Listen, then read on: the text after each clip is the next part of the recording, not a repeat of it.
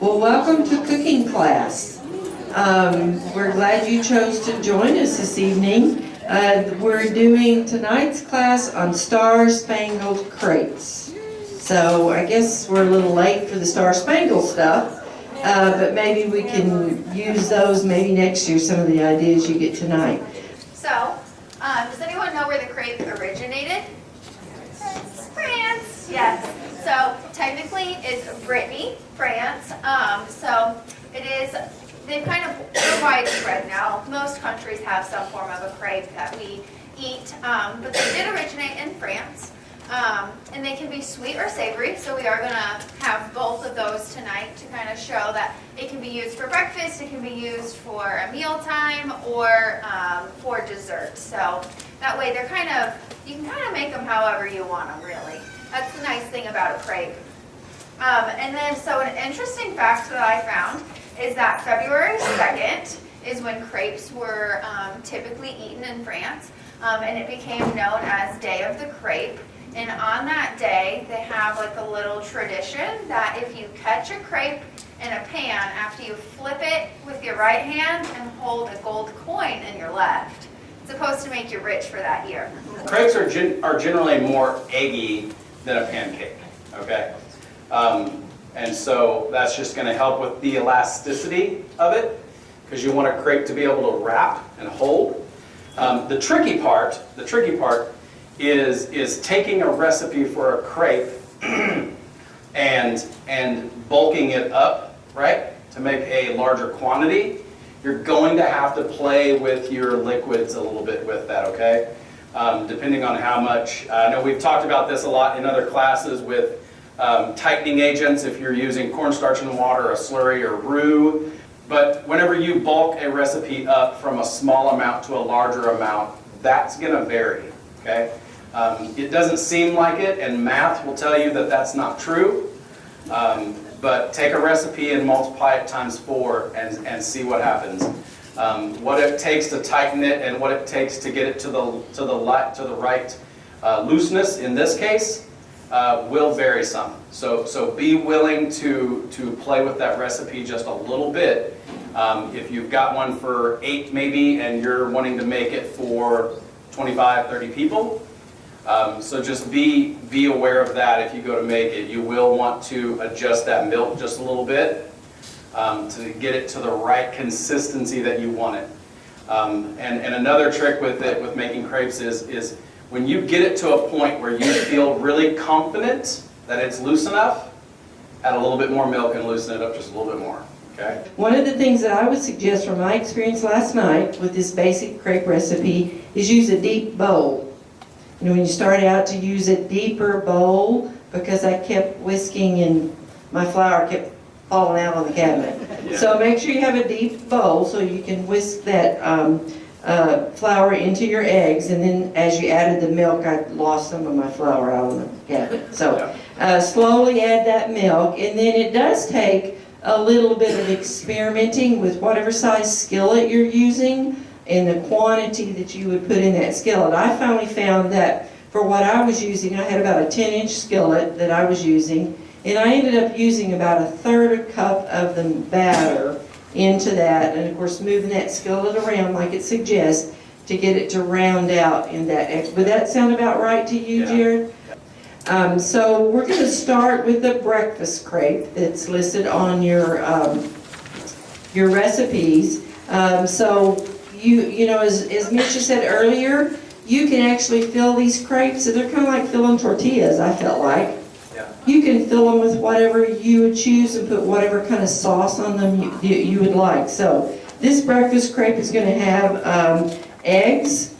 It has Canadian bacon, and then it also has spinach leaves, okay, and then a hollandaise sauce on top. So one other trick, if you've got a good cast iron skillet that has been seasoned very, very well, which I'm sure a lot of you have, if you will get that cast iron skillet good and hot, mix your batter in a pretty good sized bowl, take the skillet off the heat and just touch it down onto the your batter, take it off, it'll fall right off, it'll be perfectly done. They make a tool for making crepes. It's a little wooden stick, right, and it's got little balls on the end of it so that it's just thin over the top of the surface, and you just roll it across the batter and it'll spread it out to a nice thickness.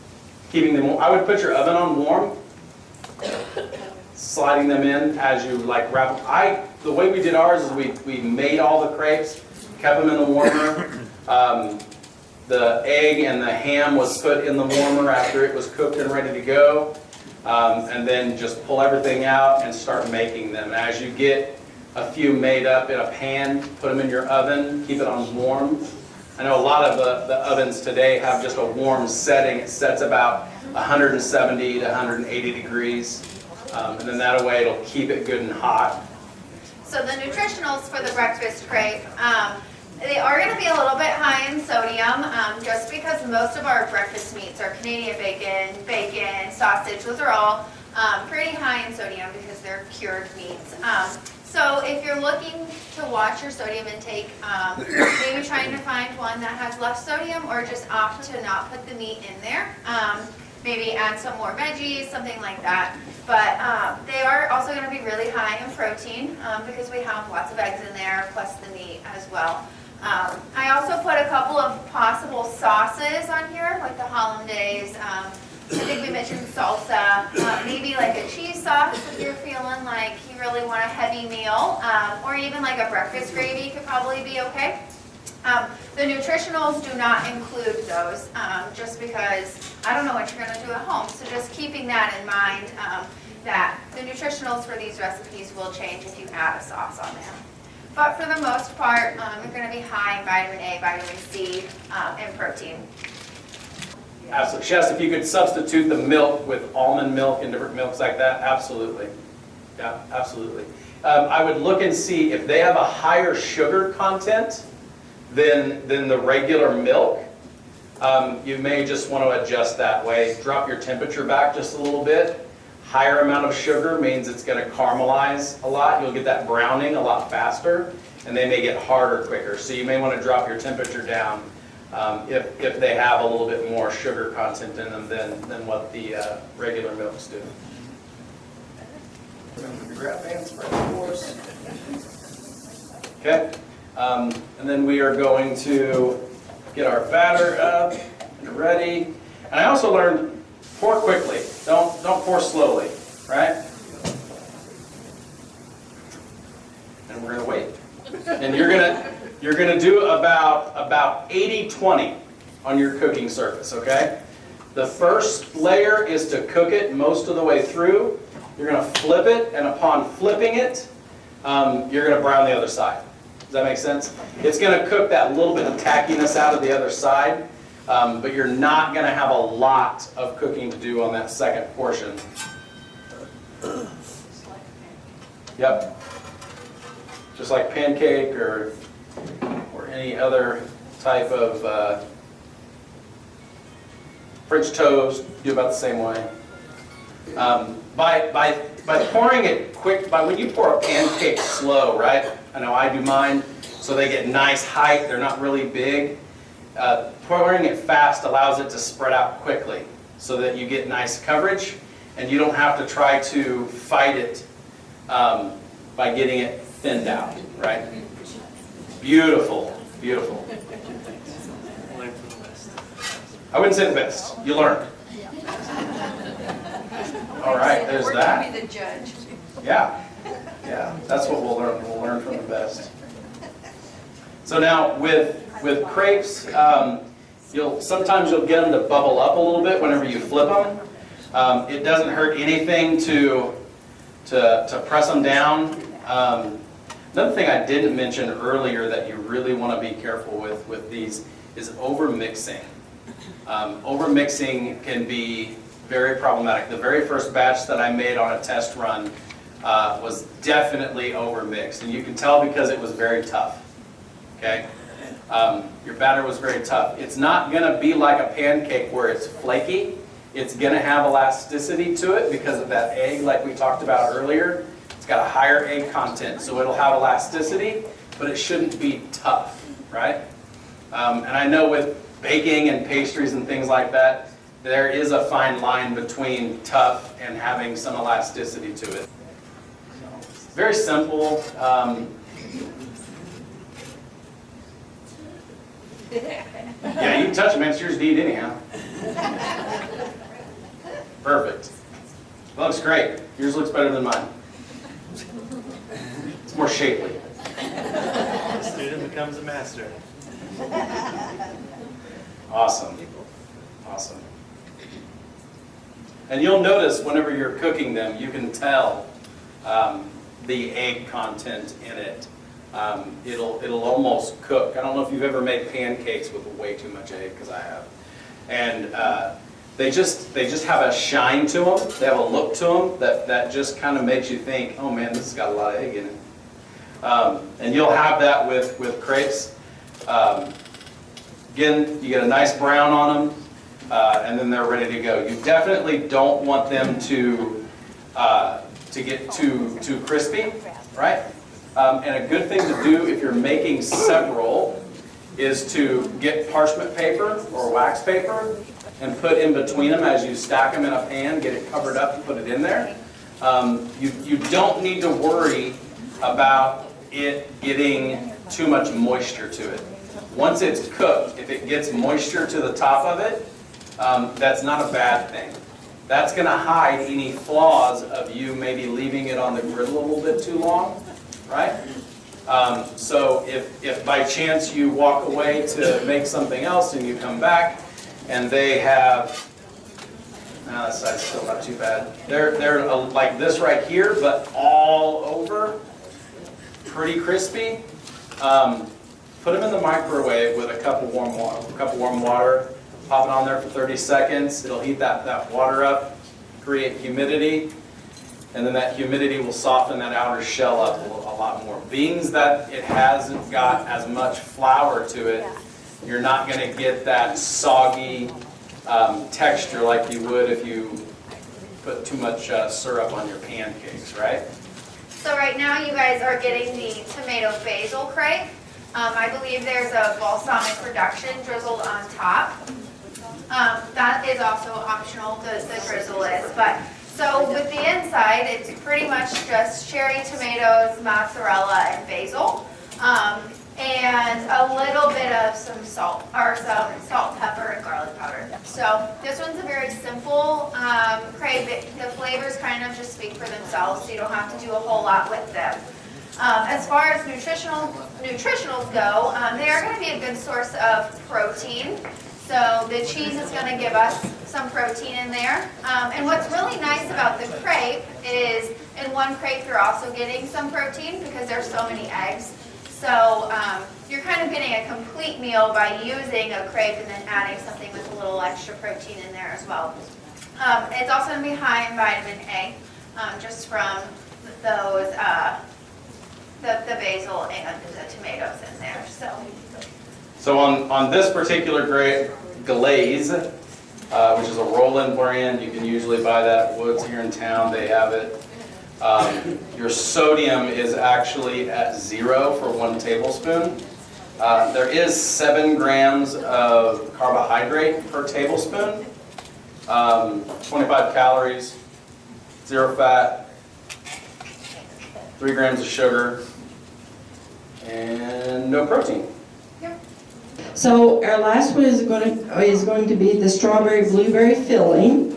So again, you've got that basic crepe recipe that you're using, and then we wanted it to be red, white, and blue. So we chose strawberries and blueberries, but you could use other fruits as well to put in this one. So I think that's always a good combination, doing strawberries and blueberries. And then we have some cream cheese, we have some confectioner sugar, some lemon and vanilla. So my guess is this is going to be your favorite one when you get ready to taste it. The other thing I think that you could do with this particular one, not so nutritionally sound, is you could put some kind of a glaze on it if you really wanted to make it really sweet. But you could also put less. I mean, I did them last night and I put blackberries in them, and I didn't use, cream cheese and powdered sugar, but just put fruit in them. So you could just do the fruit alone, But of course, I think the cream cheese and the powdered sugar really do dress it up and probably make it more tasty, so. So with the nutritionals, we did choose to do a light cream cheese. That's just going to cut down on our fat content, so make it a little less heavy on the calories and also a little more heart-friendly there. The confectioner sugar is going to be what sweetens up that cream cheese. We already cut it in half. It called for a full cup, but after, with having the berries in there and the lemon juice, we felt like we could probably cut that down. And it could probably even be cut down a little bit more if sugar and carbohydrates are something that you're trying to watch. And then we did do strawberries and blueberries just to stick with the theme, but any fruit really is going to work with the crepe. And same with like the cream cheese. Another, a lot of people will do Nutella, so a hazelnut spread. Really, dessert crepes are kind of endless. You can do them in so many different ways. As far as our nutritionals go, they are going to have more sugar than the rest of them that we've had, just because we have the confectioner sugar and we have the berries in there. So our fruit's going to give us some sugar. It's going to have about 18 grams of carbohydrate. So that's about 1 serving of carbohydrate for just one of them. And it is a little bit higher in our calories. So 122 calories for just 1 crepe filled. So that's just for the filling. So with the crepe, you do want to add those nutritionals together. If you want to go with something just a little bit different, you can also go with mascarpone cheese, but you can spread that mascarpone down on your crepe, add the fresh berries just as they are, roll it up, wrap it up. It'll kind of consume itself, and it'll turn into a really, really nice crepe. So. Another thing that we did modify the original recipe for was it also had whipped cream in it as well as the cream cheese, so we left that out.